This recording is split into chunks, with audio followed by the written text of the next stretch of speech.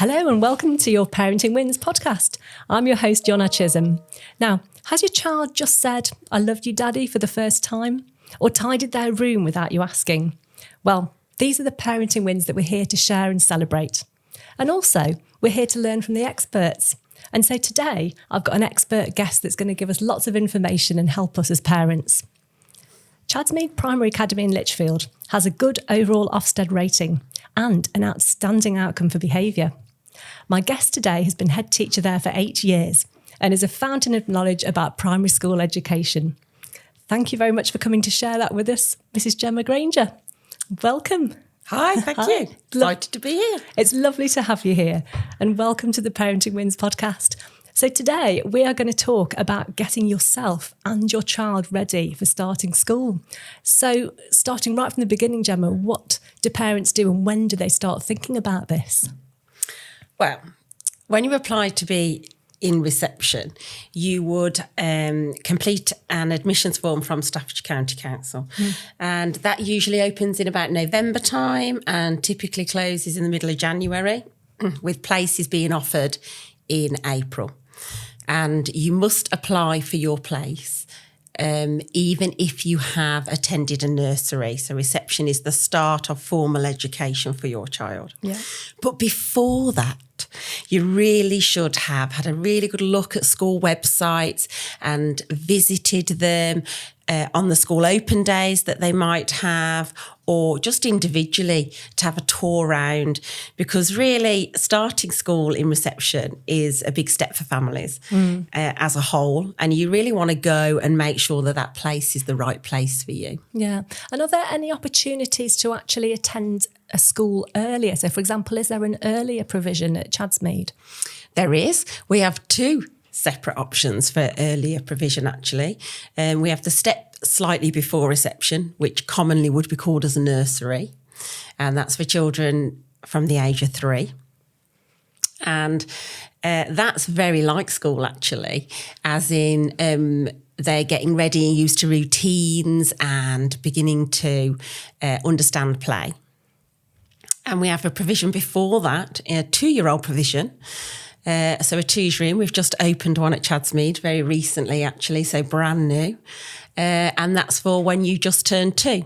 So you can come to Chadsmead from the age of 2 and then go into 3 and then start formal education in reception. So let's just clarify what that means, Gemma. So you're saying that a child could come age 2 or 3.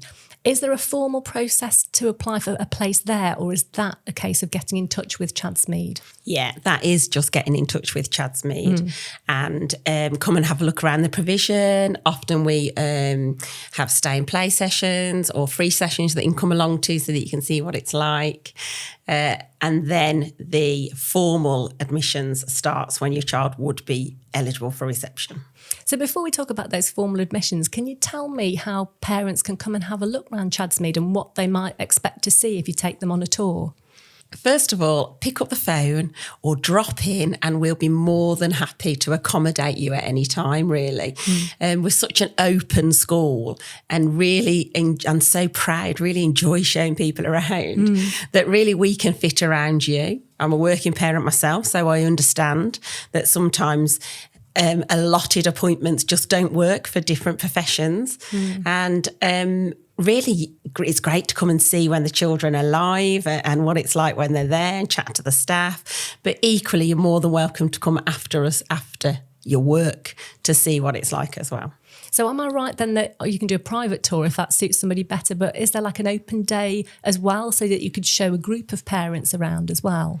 Yeah, so private tours are probably the quickest way, but we hold open days towards the start of the year, around about the time when applications would be wanted for reception classes. But with nursery and 2-year-olds, you can start at any point during the year. So if you have a February baby, you know, you'd want to be starting come that Easter time. So come and have a look around at any time. So we've talked really about those earlier provisions, but let's go back to reception, to that big time of starting school, which I suppose traditionally we think of as the beginning of primary school years. So when children are getting ready, they know they've got their place at Chadsmead, what can parents be doing then to prepare themselves for that big day? And what can they be doing to help prepare the children for that big day? Super positivity. They talk really openly about going to big schools, some parents say, about the whole positive experience, about going to meet all new friends and learn lots of new things. And I really do think that is a really big part of it, because it's a partnership between parents and the school. And I think the whole being positive and asking about what wonderful things have happened in a positive manner really helps the children. Yeah. There are some practical things as well. So encouraging your child to be independent and able to dress themselves, because they will get changed for PE, put their shoes on, or at least making sure they've got accessible clothing for them. Making sure they understand routines. So you very likely already have a bedtime routine at home. You already have it's 5 o'clock tea time. So it would just naturally progress to that. So, it's 12 o'clock, it's lunchtime now. So the children will very easily slot into that. And then share stories, can't say that enough really. Do lots of songs to help them. Talk about your feelings, that's a big one, and that's often a big part of being in reception, actually, children beginning to understand their feelings and express their feelings. And so what you're saying really is the best thing a parent can do before their child starts school is talk about it. Actually explain that it's a big step, it's an exciting step. And by sharing those stories, what they're doing is helping the children with the transition where they will be listening to stories, won't they? And so it's those simple skills that then you can build on, so the parents can build a foundation, can't they, which will help those earlier days be more successful. That's absolutely it. Yeah. So just thinking about how you prepare before school, is there any opportunity for a child to come and have like a taster of nursery before they start? And also, do you pop to see children and do home visits still? Because I think that's something we had years ago. Do any of those happen?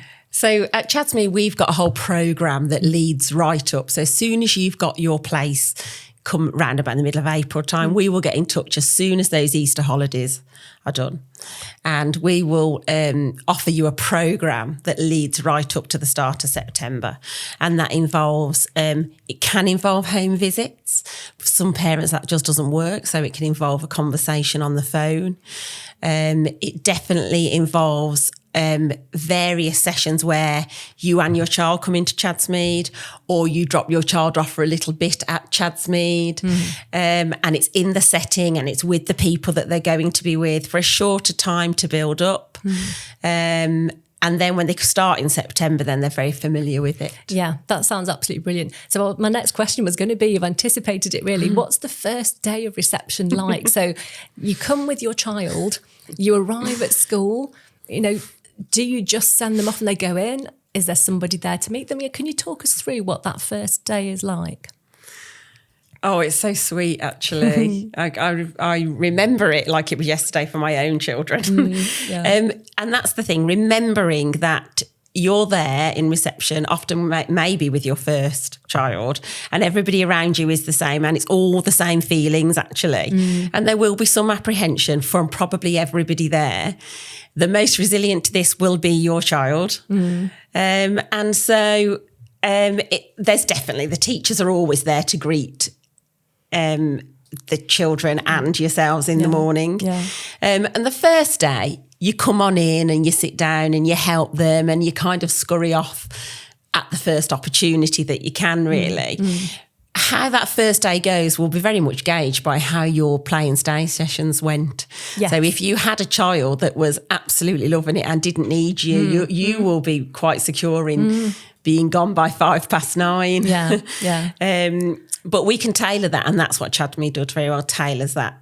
And that's very reassuring, isn't it? That, you will be accommodated whatever your individual situation. And is that important, do you think, to see the children and the family as an individual and be flexible for that? Absolutely. I would say that's probably one of Chadmead's biggest values, really. That's what I love about Chadmead. It's not about the whole, it's about every person, every child.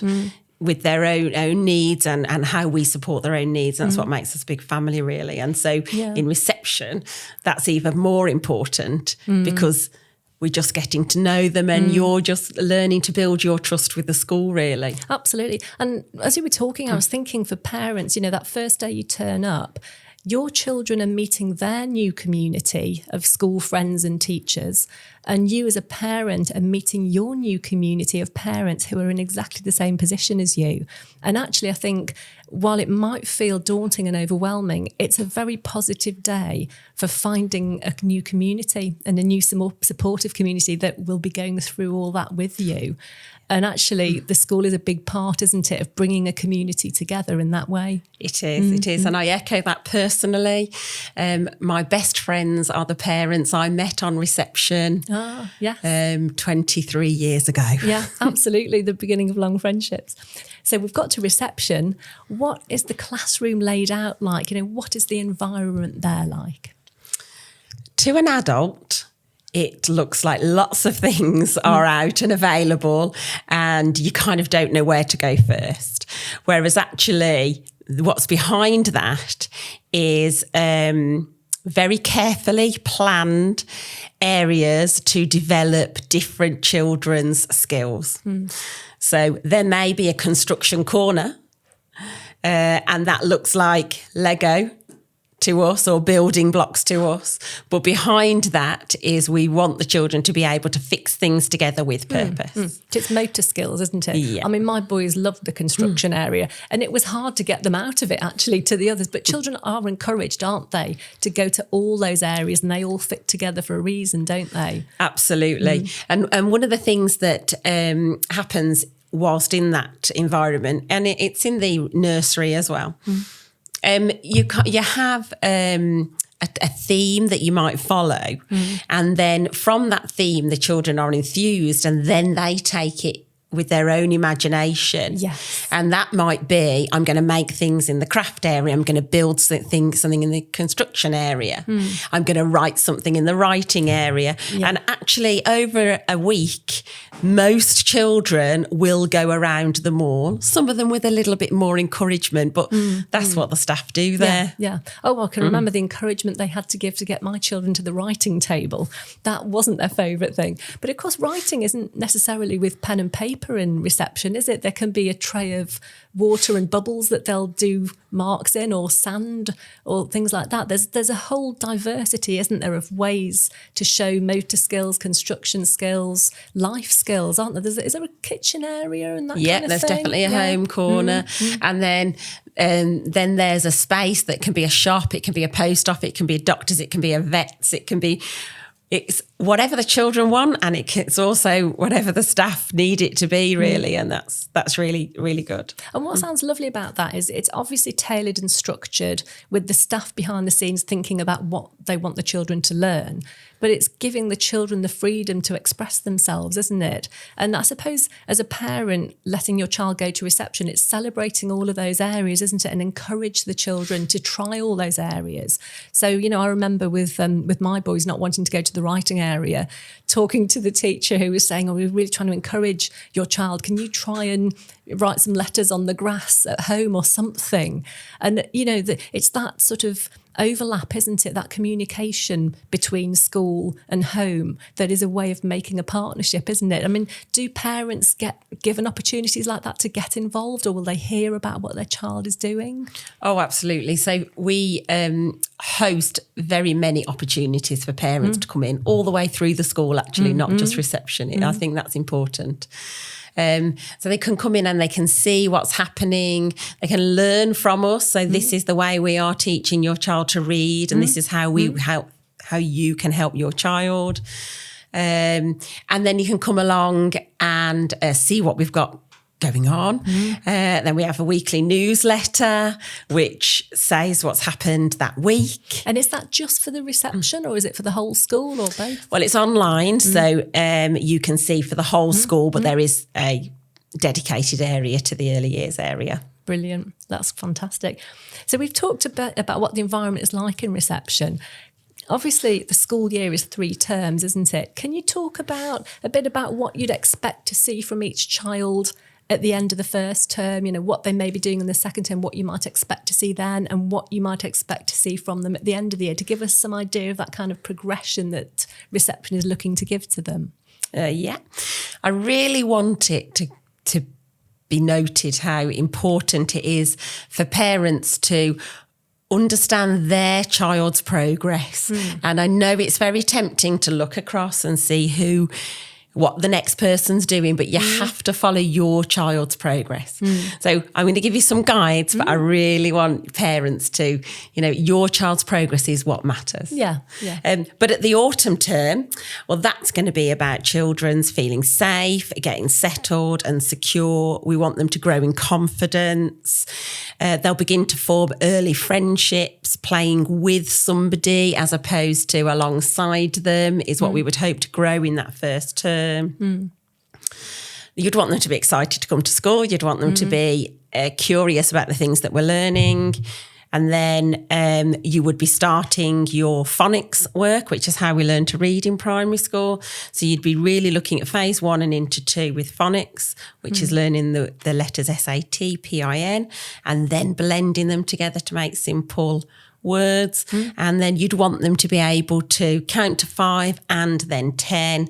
You'd want them to be able to match numbers 5 and then being able to see what 5 looks like. And when you say what 5 looks like, do you mean sort of 5 counters, or like the face of a dice might show you what 5 looks like visually? Kind of thing, anything like that. 5. I mean, if you've got a child that's into cars, let's find 5 cars. Oh, fantastic. So again, school can tailor it individually to a child's interest. I'm sure my boys would be doing the 5 cars as opposed to 5 counters. Dinosaurs is a popular one. Oh yes, yeah. And of course there's lots of toys, isn't there, because it is all about learning through play and reception, isn't it? It is. So is that really taking us through the first term? It is. Can I interject at that point then and say, is there a Christmas play or something?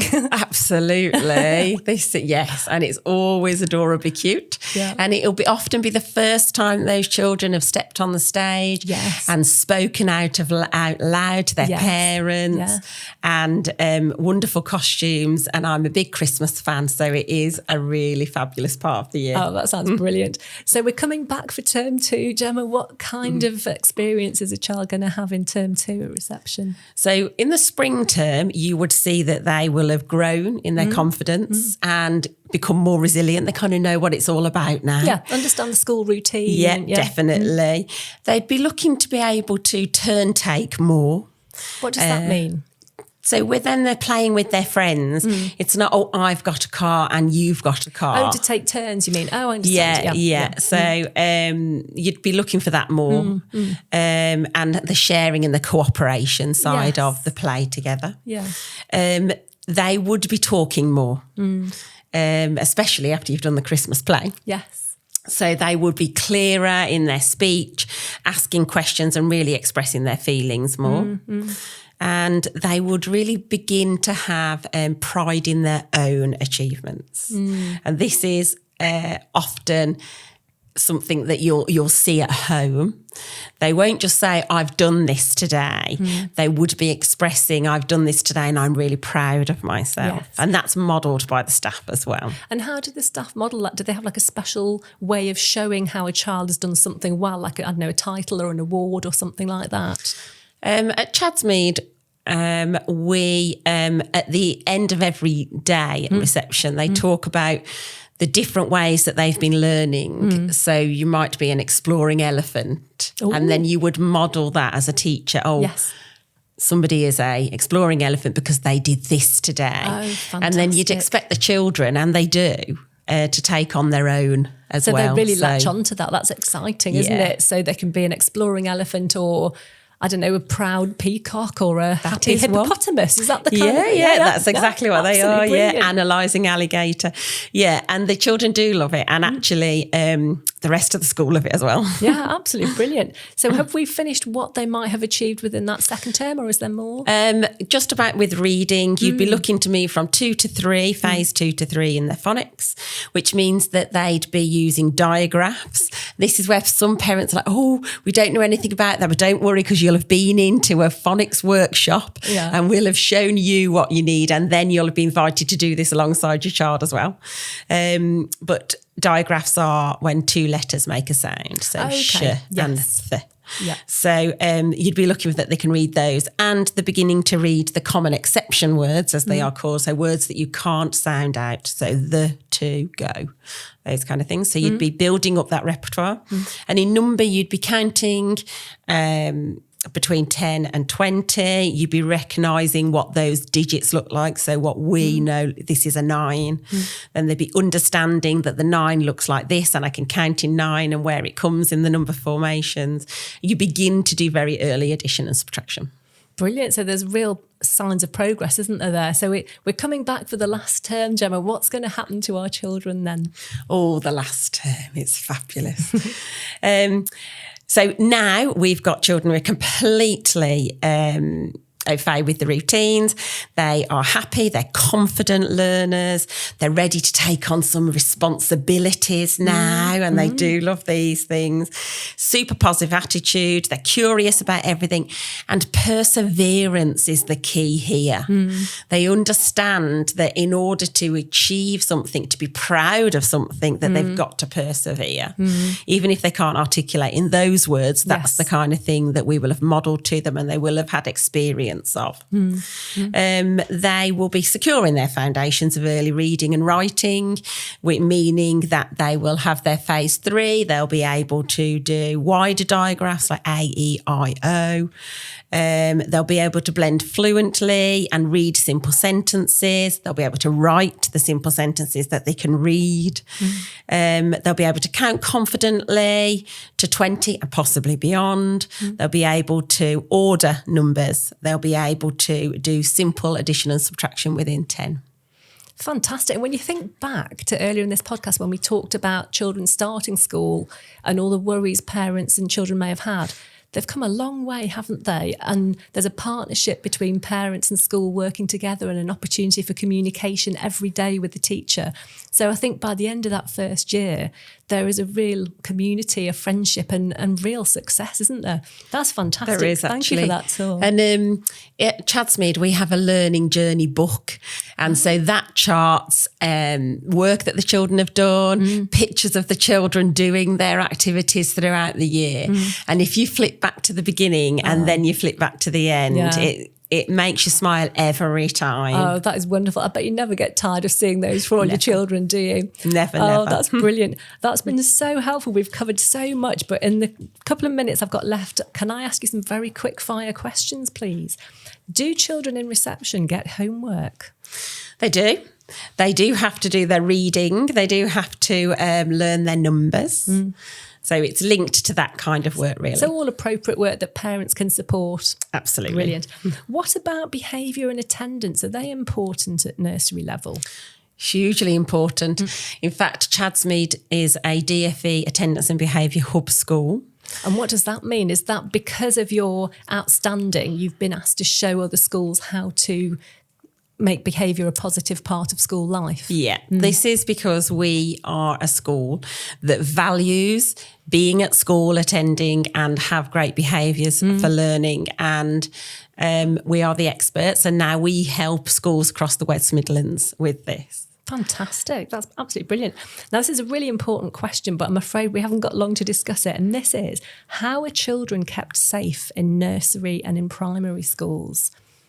Well, safeguarding is at the heart of everything that you do, be that from daily routines and the safety to the child protection and the safeguarding aspects.